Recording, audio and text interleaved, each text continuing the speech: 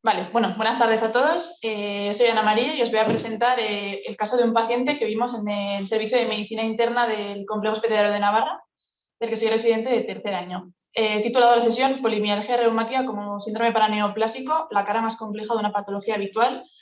Y para ello voy a empezar con una pequeña introducción, ¿vale?, sobre esta entidad. Como sabéis, es una patología relativamente común.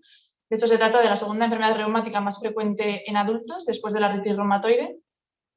Se presenta de manera prácticamente exclusiva en adultos por encima de 50 años, con un aumento progresivo de la prevalencia hasta alcanzar su pico máximo entre los 70 y los 80 años.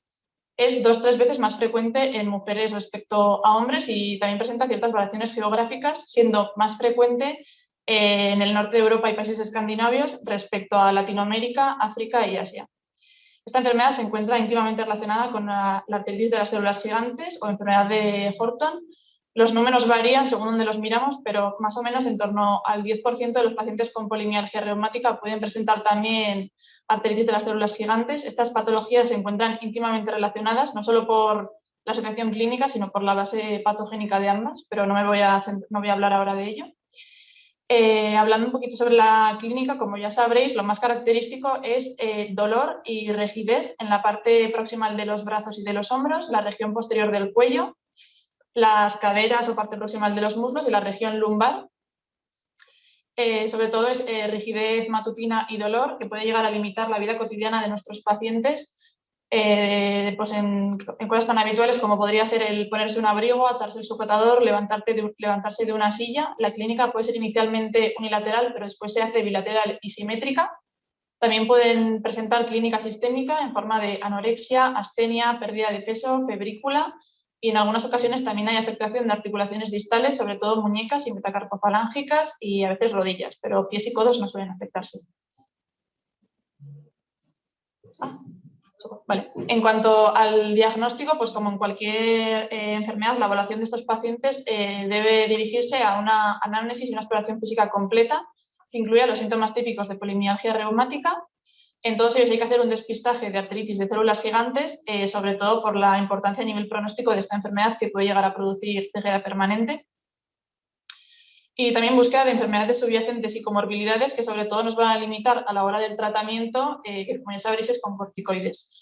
A nivel de laboratorio, pues debemos solicitar una analítica completa con hemograma, bioquímica, reactantes de fase aguda y otros parámetros en función de patologías que queramos descartar en el diagnóstico diferencial, sobre todo pues la TSH, la CK, el calcio, la vitamina D y autoinmunidad y serologías. El papel de las pruebas de imagen en esta patología no está muy claro. Se ha propuesto el uso de la ecografía y de la resonancia magnética, incluso del PET, pero lo cierto es que no está muy claro todavía cómo encuadrarlo y lo que se ven sobre todo son signos de bursitis y tenosinovitis y no en todos los pacientes y además no es algo muy específico.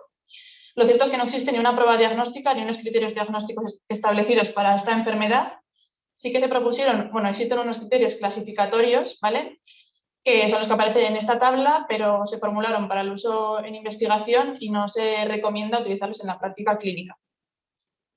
Ahora os voy a presentar un poco a nuestro paciente, ¿vale? Se trata de un varón de 47 años, natural de Cuba, pero que residía en España desde hace ya 12 años, que acude a la consulta de medicina interna con el motivo de astenia y elevación de reactantes de fase aguda. Antecedentes personales únicamente diabetes tipo 2, de familiares, 2 hermanas también con diabetes tipo 2 de inicio precoz, no tenía alergias ni hábitos tóxicos, su tratamiento habitual era el de la diabetes y ya traía una analítica que había sacado en atención primaria en la que destacaba una elevación de reactantes de fase aguda. Lo que contaba nuestro paciente era una clínica de astenia de 7 a 8 meses de evolución progresiva con mialgia, sensibilidad muscular a la presión, sobre todo a nivel proximal de brazos y muslos, sin rigidez matutina, sin limitación de la vida diaria. Él había seguido trabajando y haciendo su vida normal. Además, contaba una pérdida de peso de unos 14-15 kilos en el último año, sin afectarse el apetito ni hubiera clínica digestiva. El resto de la anamnesis era normal, la exploración también, únicamente dolor a la palpación de los músculos de la cintura escapular y pelviana. Repetimos una analítica después de esta primera consulta y vimos que la VSG y la PCR continuaban elevándose y tenía, por ejemplo, también elevación de la ferritina, un proteinograma de proceso inflamatorio crónico, repetimos autoinmunidad, algunas serologías, pero todo fue negativo.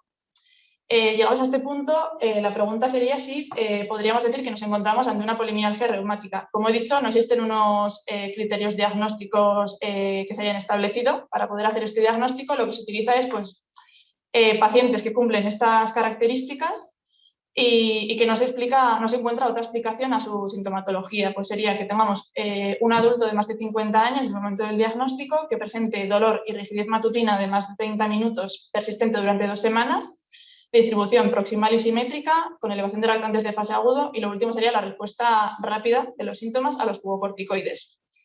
Tenemos un paciente que, por un lado, no termina de cuadrar en el paciente típico, ya que tiene 49 años, no es muy mayor, encima es varón, procede de un área en la que no es muy frecuente esta patología, y además la clínica tampoco termina de ser, aunque sí que tiene la distribución proximal muy característica y que llama la atención, no presentaba rigidez, y eso nos hacía un poco dudar. Entonces, en este punto lo que decidimos es ingresar al paciente en medicina interna para hacer un estudio un poco más completo y que no se nos escapara nada. Repetimos la analítica con marcadores tumorales, más autoinmunidad, inmunoglobulinas, nada llamativo, VSG y PCR continúan elevándose, y solicitamos un TAC toracoabdominal en el que describían una masa de densidad heterogénea a nivel del polo superior del riñón derecho de unos 5 centímetros de diámetro. En resumen, tenemos un paciente con una clínica que puede recordar polimialgia reumática, pero que no es típica, y al mismo tiempo tenemos una masa en el riñón que parece ser un tumor. Entonces, lo que a todos nos debería venir a la mente es un síndrome paraneoplásico. Entonces, revisando un poco la bibliografía sobre si podría tratarse de un síndrome paraneoplásico, esta polimialgia reumática típica, pues no existe mucho sobre este tema, y lo cierto es que los artículos que he leído se contradicen. Por un lado, en este primero que tengo aquí, hacen una revisión sistemática de toda la evidencia que existía hasta este momento, que creo que es del 2019, en el cual concluyen que no existe suficiente evidencia para decir que existen polimialgias reumáticas como síndromes paraneoplásicos, pero sí que admiten que hay cierta asociación entre esta patología y los tumores, sobre todo sólidos, y recomiendan cautela en el diagnóstico y en el seguimiento. Por otro lado, tenemos este otro artículo en el cual hacen una revisión de una serie de casos.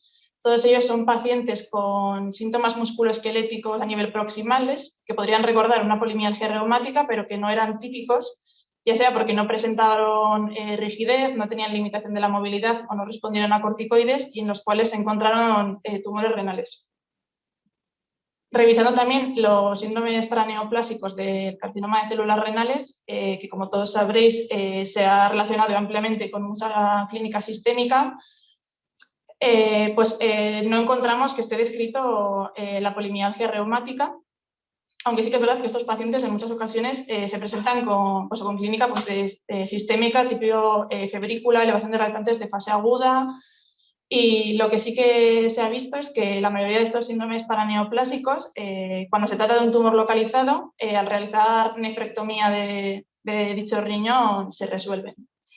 Entonces, volviendo a nuestro paciente, lo que hicimos nosotros fue realizar una interconsulta al servicio de urología en el mismo ingreso, que acudieron a valorarle, concluyeron que se trataba de un tumor renal derecho y su plan era realizar una nefrectomía radical de manera programada, que se llevó a cabo al mes más o menos del ingreso. El informe de anatomía patológica confirmó que se trataba de un carcinoma de células claras de unos 7-2 centímetros, con infiltración vascular intratumoral, pero tejido adiposo perirenal, seno renal y pelvis renal sin tumor, bordes quirúrgicos libres. Por lo tanto, era un T2A, N0, M0. Se realizó la revisión en urología, sin requerir más tratamiento por su parte, y en la revisión de medicina interna el paciente contaba clara mejoría de los síntomas. En la primera analítica, después de la nefrectomía, la VSG ya había descendido hasta 14, y en la siguiente, de enero del 2020, VSG de 7 y PCR de 3. Por lo tanto, se había resuelto tanto la sintomatología musculoesquelética como la elevación de lactantes de fase aguda. En conclusión, lo cierto es que no existe una evidencia clara acerca de la polimialgia reumática como un síndrome paraneoplásico, pero en lo que sí están de acuerdo es que se recomienda cautela tanto en el diagnóstico como en el seguimiento de la enfermedad, prestando especial atención a aquellos pacientes que presentan formas más atípicas de esta enfermedad, sin olvidar la gran variedad de síndromes paraneoplásicos que se pueden asociar con el cáncer de células renales, tanto como primera manifestación del tumor como signo de recurrencia, y que la mayoría de estos síndromes paraneoplásicos, la manera de tratarlos es de manera definitiva con nefrectomía si el tumor es localizado. Y ya está. Muchas gracias. Bueno, muy bien, Ana María. Bueno, vamos a esperar si en la sala alguien nos haga una pregunta. No. El caso es muy complejo, me ha parecido. ¿Qué te iba a decir? Has dicho que había que hacer despistaje siempre de arteritis de células gigantes, ¿no? Cuando tienes un paciente que sospecha de polimialgia reumática, ¿qué hicisteis? ¿Con anamnesis? ¿Hicisteis eco?